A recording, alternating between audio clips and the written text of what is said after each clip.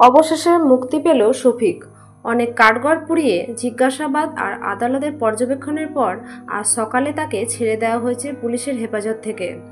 গত কয়েকদিন ধরে গুজব রটেছিল শফিকের 7 বছরের জেল হয়ে গেছে, সে দোষ স্বীকার করেছে, এমনকি আত্মহত্যার চেষ্টাও করেছে।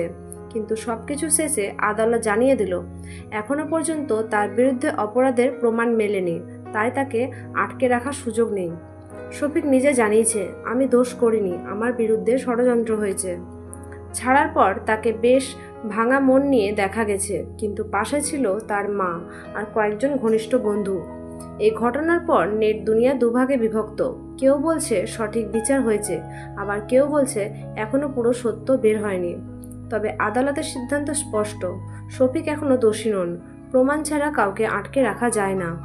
এখন প্রশ্ন হলো, যারা এতদিন ধরে শফিককে দোষী বানিয়ে গালি দিচ্ছিল তারা কি এবার ক্ষমা চাইবে? আপনার কি মত কি? শফিক কি নির্দোষ, নাকি এখনো কিছু লুকানো আছে? ধন্যবাদ।